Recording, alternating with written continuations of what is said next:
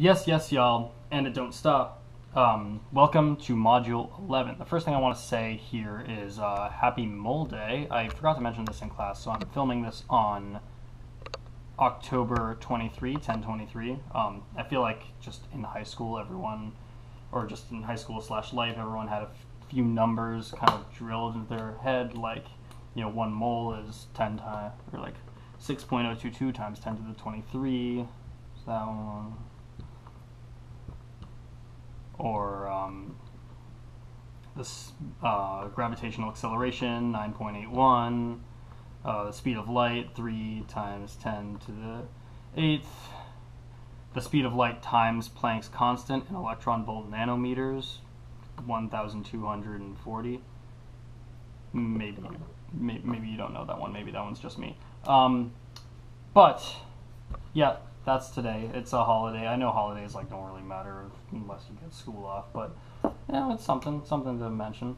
Okay, so today we're continuing in this field of logistic growth, but we're going to touch on something that previous versions of this course have not talked about before, but I think is something that's just very nutritious, and there's no reason not to talk about it because it exists. So I'm going to jump into it: logistic bifurcations and chaotic orbits. So there's this. So if you look at a timeline of like a natural progressive timeline of topics, if you're looking at logistic growth,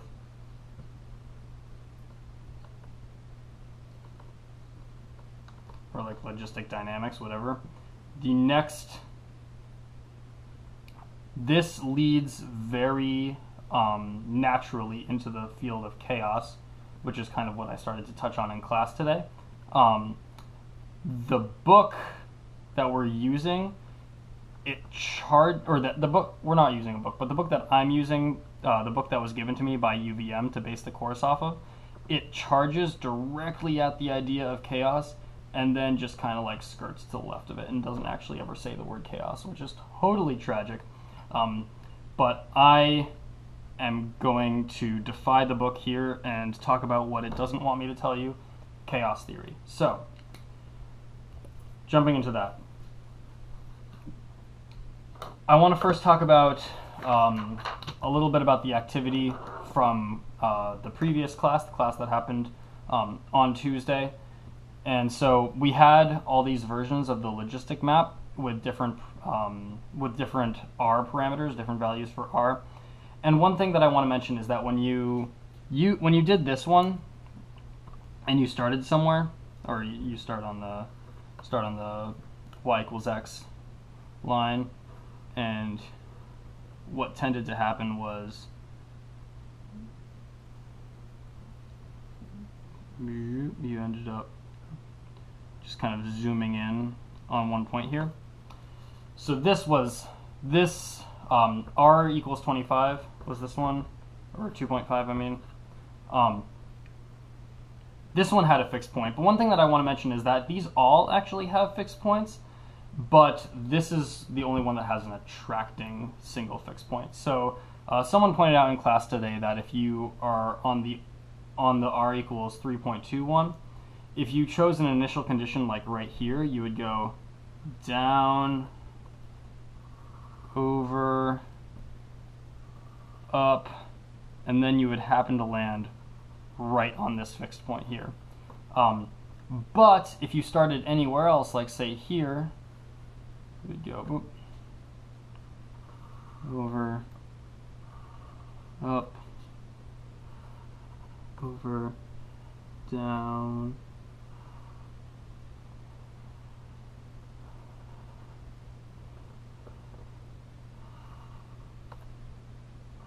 my head's probably in the shot, which maybe makes this kind of weird looking.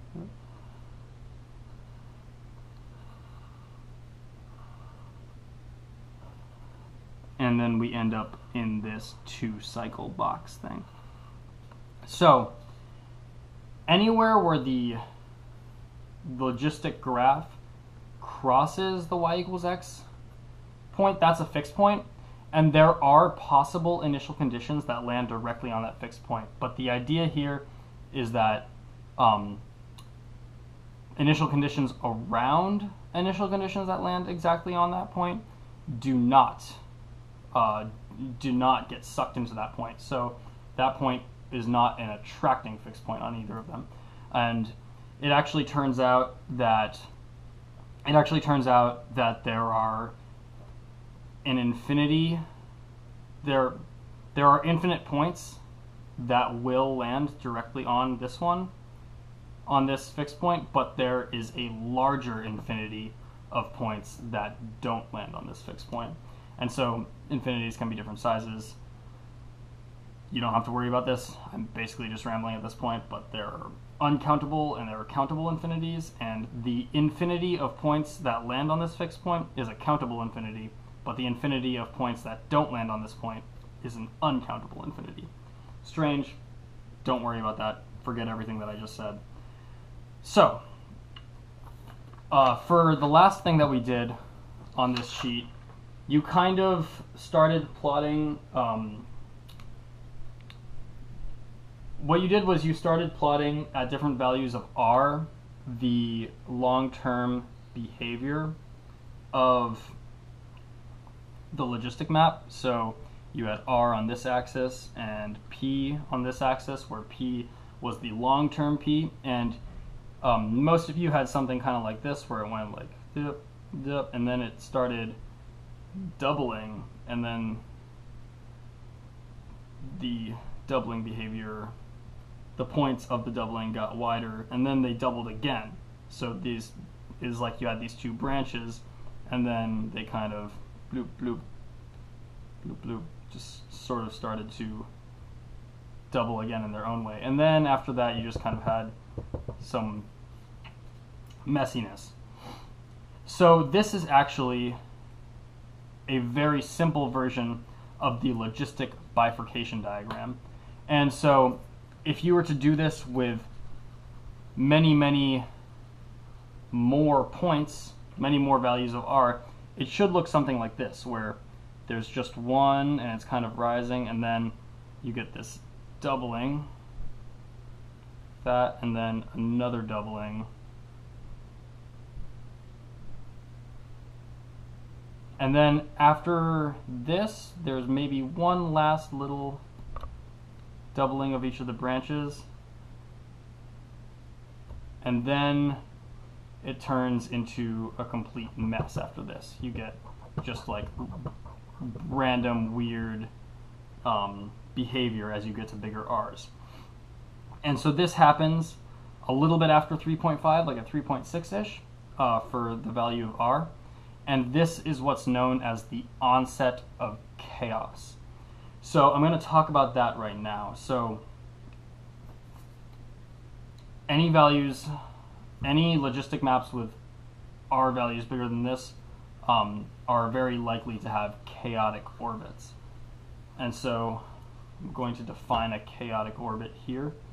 So definition: a chaotic orbit is a deterministic orbit. So all of these are deterministic. I mean, if you have the exact initial condition, you know exactly what's going to happen any number of steps later, because there's no dice rolling, there's no randomness involved. But so a chaotic orbit is a deterministic orbit whose trajectory never repeats,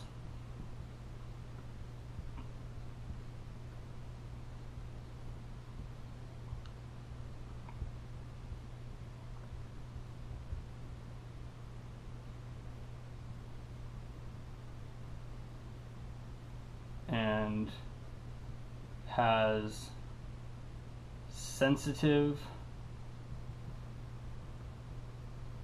dependence on initial, I'm going to write that word in the next line, initial conditions.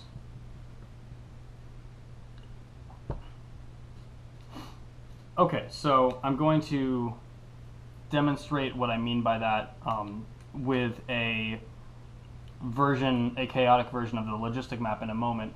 But this concept has seeped into popular culture quite a bit, especially back in the 90s and 80s when it kind of first jumped into the public eye. Maybe it was longer ago than that. I'm like really too young to know all these things for sure.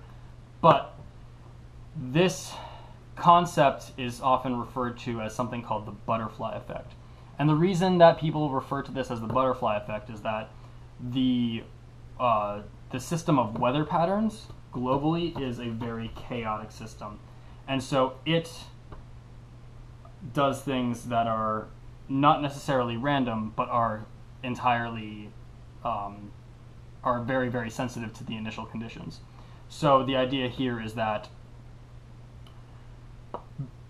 weather models will predict the weather 5 days from now based on the current condition of the Earth right now.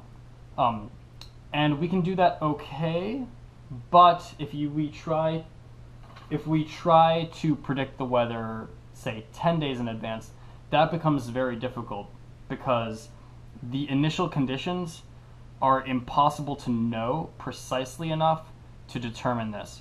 And so the saying goes that if a butterfly flaps its wings in Brazil, then 10 days later it could rain and thunderstorm in Japan instead of being beautifully sunny, if that butterfly had flapped its wings in like a different direction in Brazil. So that's how small a difference in the initial conditions can create an enormous difference many, many days later. And that's fundamentally what chaos is all about. So I'm going to show you a version of this with the logistic map, which is a much simpler version of that very concept. So let's go ahead and draw this. Okay, so we'll have, this is the origin, it's 0 on both axes. So here's P of t and P of t minus 1. And so, and 1 is here, and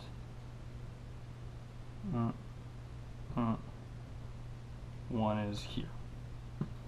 Okay, so, and let's say that we're going to now use P of t minus 1, or if P of t equals 4 times P t minus 1 times 1 minus P t minus 1.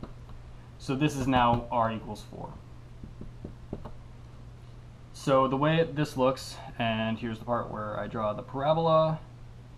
So it should peak right here. So let's try to do this right.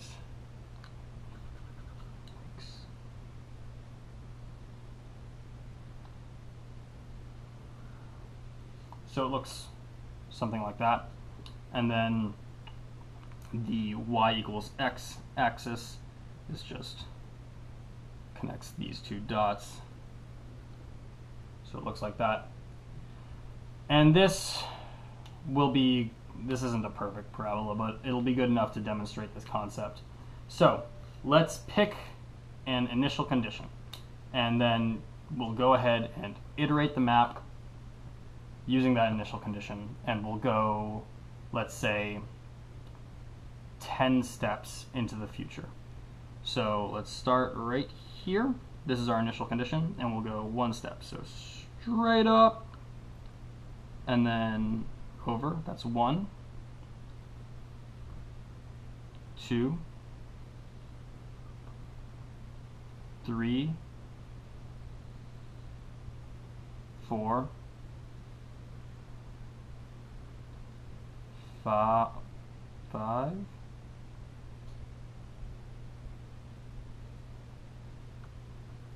6, 7,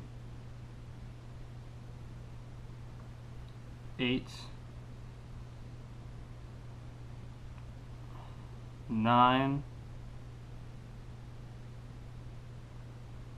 10. Okay, so now we've done that. Let's take a look at what happens if we choose a slightly different initial condition and go for 10 orbits of that. Where are we going to end up? So let's start, instead of here, let's start right here, for example. So 1, 2, or yeah, sorry, that's 1, 2, 3, 4, 5, 6, 7, 8, 9,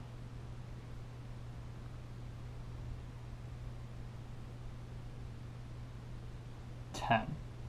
So here's where we ended with that orbit, and the original orbit ended here. So the difference in the initial condition was only this far apart. There, the difference in the ending condition 10 steps later was this big. It was nearly half of the entire dynamic range of our logistic map. So we can say that this system is very dependent on initial conditions. Also, an important characteristic of it is that it never repeats its own trajectory. And so this is what I mean by chaos and dependence on initial conditions and non-repetition. It's not quite random, but it appears to be random, and it's often, this type of system is often used to randomly to generate random numbers. Like computers generate random numbers using systems like this because they don't have pure randomness in them, but they can kind of simulate something similar to randomness using this. So we'll play around with sensitive dependence on initial conditions, and possibly some different types of maps that are not the logistic map that also display chaotic behavior. But this is going to be